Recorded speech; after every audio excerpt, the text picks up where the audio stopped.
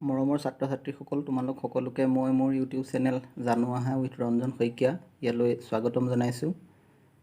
এই ভিডিঅ'টিত ষষ্ঠ শ্ৰেণীৰ অংকুৰণ পাঠ্যপুথিৰ পাঠ নম্বৰ 5 গুৰু দক্ষিণা এই পাঠটো আমি মূল কথাখিনি আলোচনা কৰাৰ লগতে প্ৰশ্নোত্তৰখিনি আলোচনা কৰিম। পাঠটো সম্পূৰ্ণকৈ বুজি পাবৰ বাবে তোমালোকে ভিডিঅ'টি সম্পূৰ্ণকৈ চাবা আৰু মই আশা কৰিম যদি চাই তোমালোকে উপকৃত হোৱা বুলি ভাবা, ভাল হৈছে বুলি ভাবা, তেনেহ'লে অনুগ্ৰহ কৰি মোৰ চেনেলটো ছাবস্ক্ৰাইব কৰি দিবা। আগৰ দিনত শিক্ষা শেষ হ'লে শিষ্যই গুৰুক দক্ষিণা দি কৃতজ্ঞতা প্ৰকাশ কৰাৰ এটা নিয়ম আছিল। পূৰ্বতে গুৰুৱে শিষ্যক বিনামূলীয়াকৈ কোনো পইচা পাতি নোলোৱাকৈ শিক্ষাদান কৰিছিল। শিষ্যৰ প্ৰকৃত জ্ঞান লাভ আৰু সৰ্বাংগীন ব্যক্তিত্বৰ বিকাশেই আছিল গুৰুৰ প্ৰধান উদ্দেশ্য। গুৰুৱে কামনা কৰিছিল যে শিষ্যসকল প্ৰকৃত মানৱীয় গুণৰ অধিকাৰী হওক আৰু সত্য অন্বেষণৰ মাজেৰে তেওঁলোকে জীৱনবৃত্ত পাৰ কৰক। এই ক্ষেত্ৰত গুৰু দক্ষিণা নিমিত্তহে মাত্ৰ। গুৰু দক্ষিণা পাঠটিৰ জৰিয়তে নীতি নৈতিকতাবিহীন গুৰু দক্ষিণা লাভ কৰাৰ বিপৰীতে সত্যৰ আশ্ৰয়ত মূল্যবোধৰ বিকাশ সম্পৰ্কে জানিব পাৰিবা। গুৰু দক্ষিণা পাঠটিতনো কি আছে, কিনো গুৰু দক্ষিণা, গুৰুৱে কেনেদৰে দক্ষিণা বিচাৰিছিল, ছাত্ৰসকলে দিব পাৰিল নে নোৱাৰিলে, সেই কথাখিনি আমি প্ৰথমে জানি লওঁচোন আহা।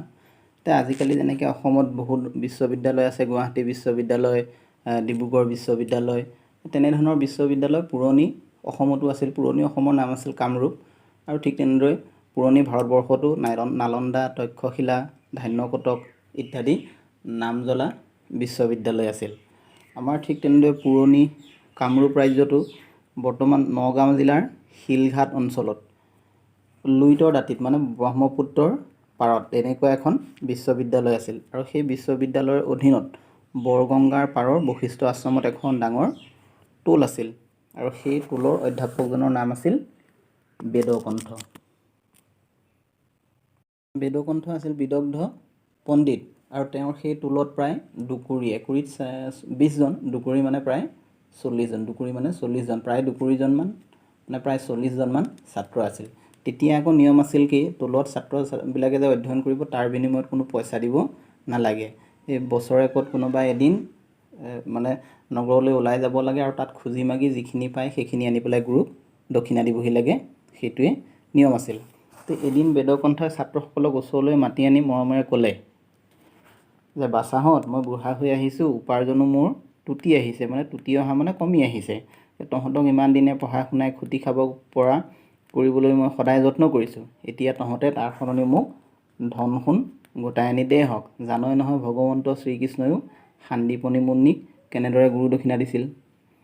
যেতিয়া গুৰুৱে তেনেদৰে ক'লে, এই কথাটো শুনি ল'ৰাবিলাকৰ বৰ ফূৰ্তি লাগিল, আৰু ছাত্ৰবিলাকে ক'লে যে হয়, গুৰু দক্ষিণা দিব পৰাটো আমাৰ বহুত সৌভাগ্যৰ কথা। গুৰুদেৱৰ এই কথা শুনি এজন বয়সীয়াল ছাত্ৰই ক'লে যে গুৰুদেৱ, আপুনি আমাৰ কৰ্তব্যহে সোঁৱৰাই দিছে, এতিয়া আমাক কওক যে আমি কি উপায়েৰে ধন সোণবিলাক সংগ্ৰহ কৰি আনিম, আমি আপোনাৰ আদেশ আখৰে আখৰে পালন কৰিম।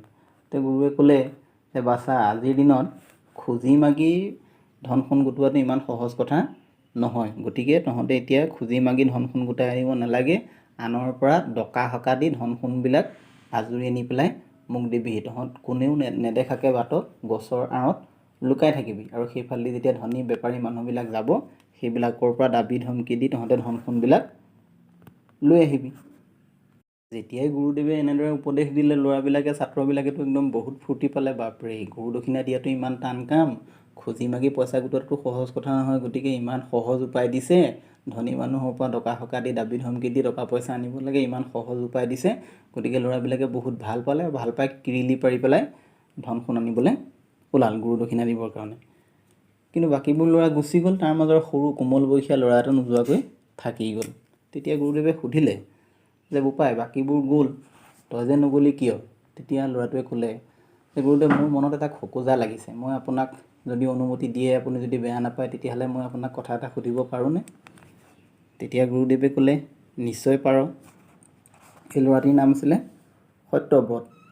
সত্যব্ৰতে গুৰুদেৱক ক'লে যে গুৰুদেৱ, আমি আপোনাৰ পৰাই শুনিছোঁ, আপুনিয়ে আমাক শিক্ষা দিছে যে গুৰুদেৱ, পৃথিৱীত এনেকুৱা কোনো ঠাই নাই য'ত ঈশ্বৰ নাই, আৰু এনেকুৱা কোনো ঠাই নাই যি ঈশ্বৰে নেদেখে।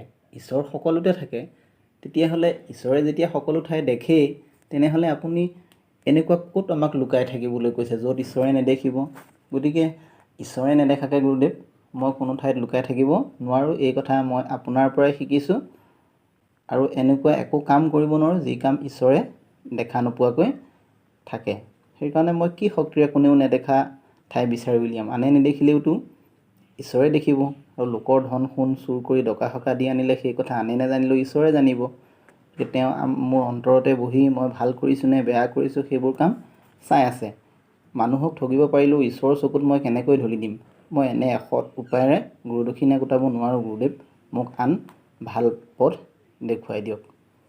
তেতিয়া বেদকণ্ঠ গুৰুদেৱে ইমান সৰু ইমান কোমল বয়সীয়া ল'ৰাজনৰ অৰ্থাৎ সত্যব্ৰতৰ কথা শুনি গুৰুদেৱে খুব মনতে আনন্দিত হ'ল আৰু আনন্দিত হৈ সত্যব্ৰতক খুব ধন্যবাদ দিলে আৰু তাৰ লগতে বাকী যিবিলাক ল'ৰা ধন সোণ আনিবলৈ গৈছিলে সেই ল'ৰাবিলাককো মতাই আনিলে আৰু মতাই আনি পেলাই গুৰুদেৱে ক'লে যে মই তহঁতৰ পৰা প্ৰকৃততে গুৰুদক্ষিণা বিচৰা নাই। প্ৰকৃততে মই যে তহঁতক ইমান দিনে শিকালোঁ, এই শিকোৱা কথাবিলাকৰ তহঁতে কি শিকিলি মই তাৰহে পৰীক্ষা ল'ব খুজিছিলোঁ আৰু সেই পৰীক্ষাত কিন্তু তহঁত পাছ হ'ব নোৱাৰিলি। এই পৰীক্ষাত কেৱল অকল সত্যব্ৰতহে উত্তীৰ্ণ হ'ল। এই সত্যব্ৰতেহে প্ৰকৃত গুৰুদক্ষিণা দিব পাৰিলে। এইখিনিয়ে হ'ল এই গুৰুদক্ষিণা পাঠটিৰ মূল কথা। এতিয়া আমি পাঠটিৰ প্ৰশ্নোত্তৰখিনি আলোচনা কৰোঁ। পাঠৰ অনুশীলনী 4 নম্বৰৰ পৰা প্ৰশ্ন আছে। 4 নম্বৰ উত্তৰ দিয়া। ক প্ৰশ্ন, ভাৰতৰ প্ৰাচীন বিশ্ববিদ্যালয় দুখনৰ নাম লিখা।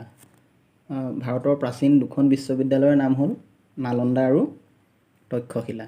খ, লুইতৰ দাঁতিৰ কোন ঠাইত এখন বিশ্ববিদ্যালয় আছিল? উত্তৰ, লুইতৰ দাঁতিৰ শিলঘাটত এখন বিশ্ববিদ্যালয় আছিল। গ, বশিষ্ঠ আশ্ৰমৰ টোলৰ অধ্যাপকজনৰ নাম কি? বশিষ্ঠ আশ্ৰমৰ টোলৰ অধ্যাপকজনৰ নাম বেদকণ্ঠ। ঘ সুধিছে, ছাত্ৰসকলে বছৰত একোবাৰ নগৰলৈ কিয় যাব লগা হৈছিল? আজিকালি ছাত্ৰ বুলি কোৱা হয়, পাঠটোত ছাত্ৰ বুলি লিখা আছে। যে ছাত্ৰসকলে বছৰত একোবাৰ নগৰলৈ গৈ ধনী মানুহবোৰৰ ঘৰৰ পৰা ভিক্ষা মাগি আনি গুৰুদক্ষিণা দিয়াটো তেতিয়া নিয়ম আছিল আৰু সেইবাবে বছৰত একোবাৰ ছাত্ৰসকল নগৰলৈ যাব লগা হৈছিল। ঙ, গুৰুৰ পৰামৰ্শ কোনজন ছাত্ৰৰে গ্ৰহণ কৰিব নোৱাৰিলে? গুৰুৰ পৰামৰ্শ সত্যব্ৰত নামৰ ছাত্ৰজনে গ্ৰহণ কৰিব নোৱাৰিলে। প্ৰথম চ, প্ৰকৃত গুৰুদক্ষিণা কোনে দিব পাৰিলে? উত্তৰ হ'ব, প্ৰকৃত গুৰুদক্ষিণা সত্যব্ৰতে দিব পাৰিলে। 5 নম্বৰ চমু উত্তৰ দিয়া। ক সুধিছে, গুৰুৱে ছাত্ৰসকলক ওচৰলৈ মাতি আনি কি কৈছিল? উত্তৰ হ'ব, গুৰুৱে ছাত্ৰসকলক ওচৰলৈ মাতি আনি কৈছিল, বাছাহঁত, মই বুঢ়া হৈ আহিছোঁ, উপাৰ্জনো টুটি আহিছে, তহঁতক ইমান দিনে পঢ়াই শুনাই খুটি খাব পৰা কৰিবলৈ সদায় যত্ন কৰিছোঁ।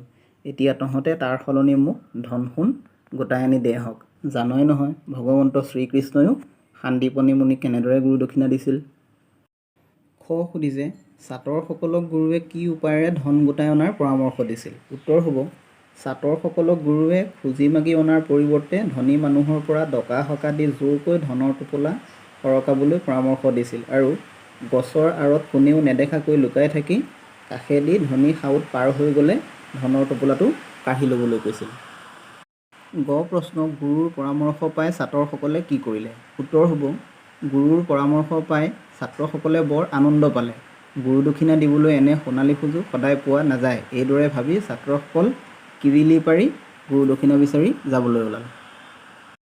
ঘ প্ৰশ্ন, গুৰুৰ অনুমতি পাই সত্যব্ৰতে কি ক'লে? উত্তৰ হ'ব, গুৰুৰ অনুমতি পাই সত্যব্ৰতে ক'লে, গুৰুদেৱ, আপোনাৰ পৰাই আমি জানিব পাৰিছোঁ পৃথিৱীত এনে ঠাই নাই য'ত ঈশ্বৰ নাই। আমি এনে একো কাম কৰিব নোৱাৰোঁ যি কাম ঈশ্বৰে দেখা নোপোৱাকৈ থাকে। সেইকাৰণে গুৰুদেৱ, মই কি শক্তিৰে কোনেও নেদেখা ঠাই বিচাৰি উলিয়াম।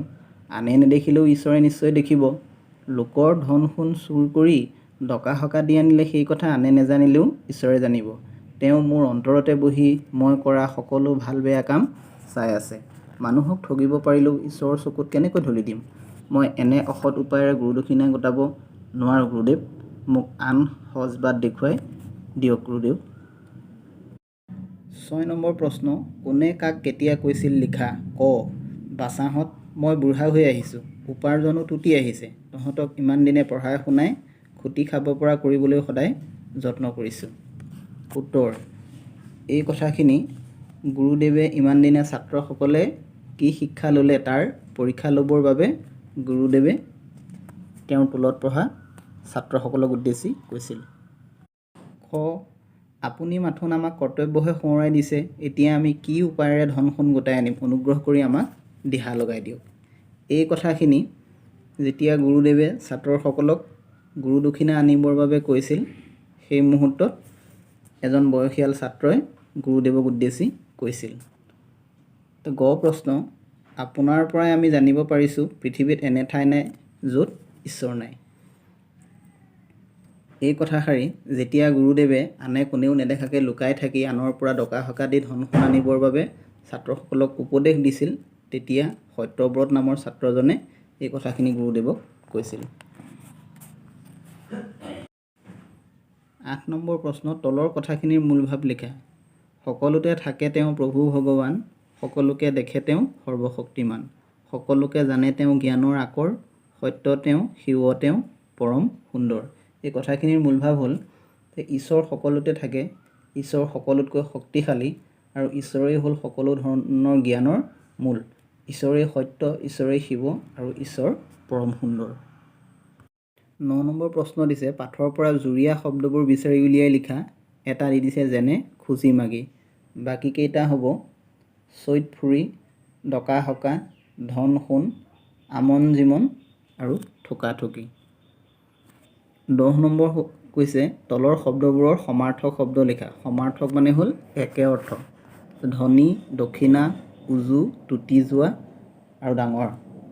ধনীৰ সমাৰ্থক হ'ল চহকী, দক্ষিণাৰ সমাৰ্থক হ'ল অৰিহণা, উজুৰ সমাৰ্থক হ'ল সহজ, টুটি যোৱা সমাৰ্থক হ'ল কমি যোৱা বা ক্ষয় যোৱা, আৰু ডাঙৰ সমাৰ্থক হ'ল বৃহৎ।